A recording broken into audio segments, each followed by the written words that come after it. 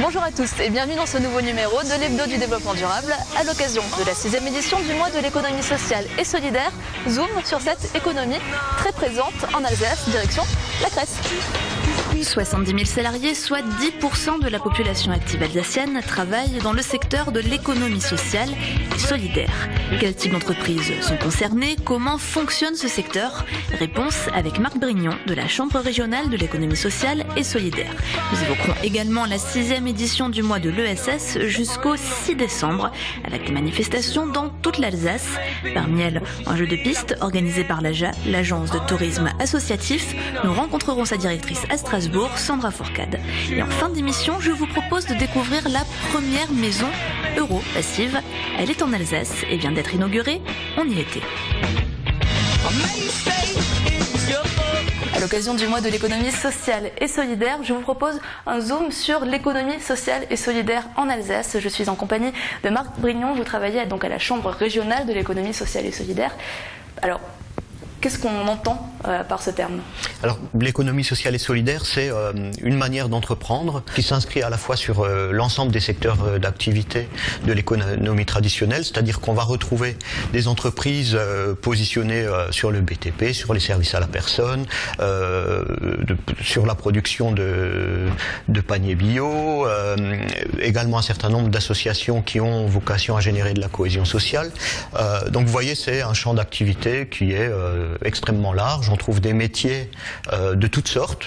Ça va de l'expert comptable au boucher, à des agents de nettoyage.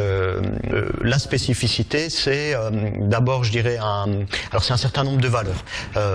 Donc c'est des hommes inscrits dans des projets, une économie au service de l'homme, des dynamiques collectives, puisque dans l'économie sociale et solidaire, la gouvernance, la décision est largement partagée autour du principe un homme, une voix.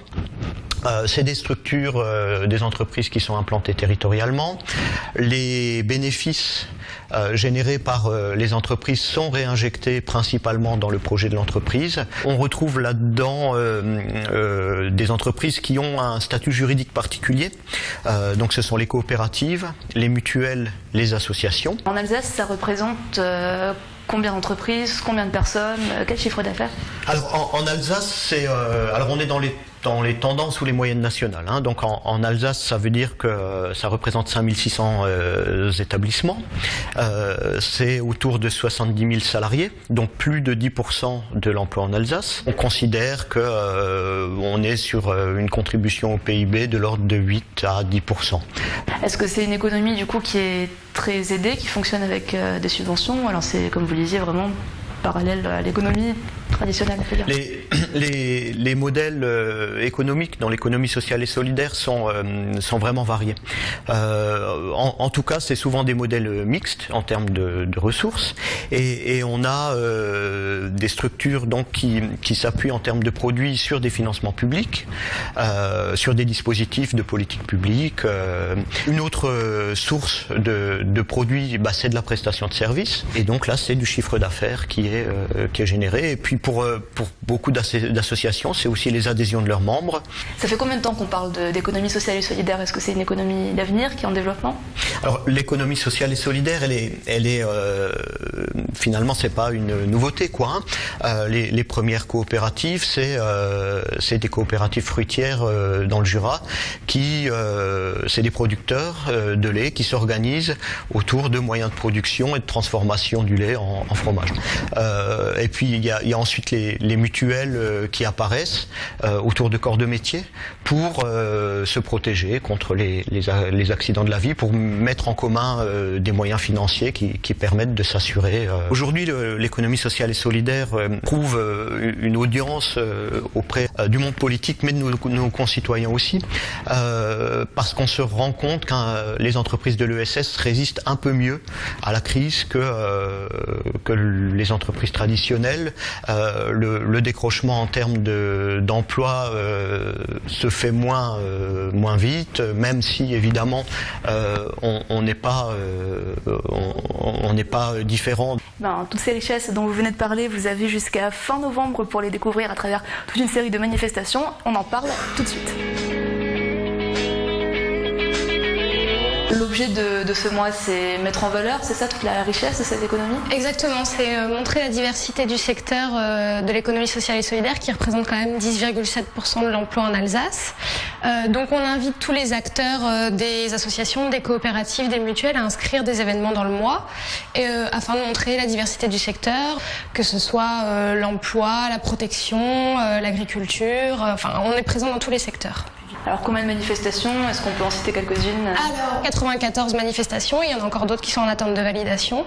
De quoi on peut parler? On peut parler du focus de cette année qui se fait sur Zig et Zag, qui est une plateforme de l'achat responsable. Il y aura 5 manifestations en rapport avec Zig et Zag dans le mois, dont le lancement officiel le 19 novembre.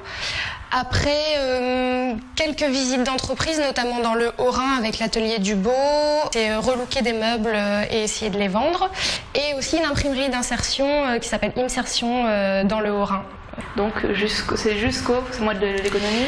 Jusqu'au 6 décembre, avec une belle manifestation de clôture qui portera sur des micro-projets soutenus par le FSE en rapport avec l'innovation sociale. C'est des micro-projets associatifs innovants et ça fait 10 ans que la CRES porte, avant c'était la 10B, maintenant c'est la 423, c'est des sous-mesures européennes qui sont présentes pour soutenir l'innovation dans le secteur associatif. C'est une jolie manifestation de clôture qui se fera aussi dans le Haut-Rhin. Eh ben, on en reparlera. Je vous remercie. Toutes les informations, vous les trouvez sur l'adresse qui s'affiche dans le bas de l'écran. Et tout de suite, je vous montre un des exemples de ce mois de l'économie sociale et solidaire. On va parler de tourisme durable. AJA est une coopérative de tourisme qui regroupe autant des acteurs en fait du tourisme en règle générale que des centres de vacances, des centres internationaux de séjour, des auberges de jeunesse, des villages de vacances, des sites touristiques tels que le Fort de Mutzig, des entreprises d'animation de territoire et des entreprises d'insertion. Donc voilà, donc on a un secteur très large, l'objectif étant de promouvoir un tourisme pour tous, accessible à tous, et qui met en musique les territoires. Tourisme pour tous, c'est l'accès vraiment à tous, qu'ils soient vulnérables, qu'ils soient en situation de handicap, qu'ils soient touristes classiques, on va dire. L'objectif étant justement qu'ils aient cet accès aux loisirs, quoi, en fait, avec des tarifs adaptés, avec des projets adaptés aussi à leurs besoins, à leurs spécificités, à leurs envies. Et puis surtout de leur faire connaître un territoire qui est l'Alsace. Pour nous, c'est une nécessité, le tourisme, justement. Cet accès-là fait partie justement en fait de nos valeurs, quoi. En fait, on souhaite justement que le tourisme, c'est aussi la rencontre des êtres humains, quoi. Donc c'est permettre aussi cette rencontre-là, cette rencontre des territoires. Et pour nous, c'est vraiment une nécessité. Donc on essaie de trouver les moyens justement pour leur permettre ça, quoi. Dans le cadre du mois de l'ESS, 2 conférences sur le tourisme durable auront lieu les 18 et 21 novembre à Strasbourg. Et jusqu'à fin novembre, l'AJA propose un jeu de pistes à télécharger. À la clé, un week-end à gagner. C'est une façon ludique d'aborder des acteurs du territoire alsacien un peu inconnus. Et surtout d'aborder aussi la thématique du tourisme pour tous, du tourisme solidaire et durable en Alsace. Et donc voilà, d'apprendre mieux son territoire. Le jeu de piste a été créé en fonction des territoires. Donc il y a les territoires du nord, du centre et du sud. Dans cette maison, le chauffage, c'est vous, c'est moi ou encore le four, le frigo, la télévision et c'est tout. Zéro chauffage et très peu de consommation d'énergie grâce à une construction hyper performante et intelligente, c'est le principe des maisons passives. On commence à connaître, elles sont une trentaine en France aujourd'hui, mais cette maison-là est même euro-passive, c'est-à-dire qu'elle bénéficie des normes et labels suisses et allemands, les plus en pointe au monde. C'est une première et c'est bien évidemment chez nous que ça se passe.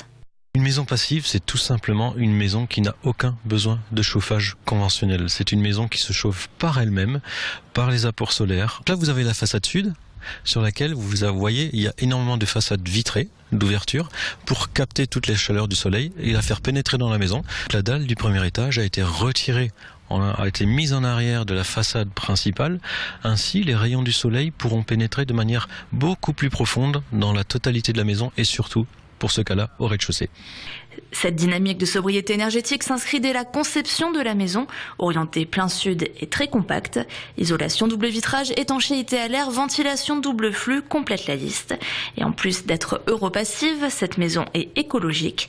Un choix de Patrick Weniger, son propriétaire. Je suis un écologiste convaincu. Et un des principes qui m'anime, c'est la sobriété avec le confort. Et donc il m'a semblé que la première chose qu'il fallait, c'est consommer le moins d'énergie possible. J'ai privilégié au maximum les matériaux écologiques, en tout cas pour tout ce qui relève de l'isolation, de la structure, ce sont des matériaux biosourcés. C'est être en adéquation avec des principes qui m'animent et c'est aussi effectivement pour les bénéfices que donnent ces matériaux-là. Des performances et des matériaux qui se payent 25% plus cher qu'une maison traditionnelle, mais avec les frais énergétiques économisés, le retour sur investissement devrait se faire en 15 ans.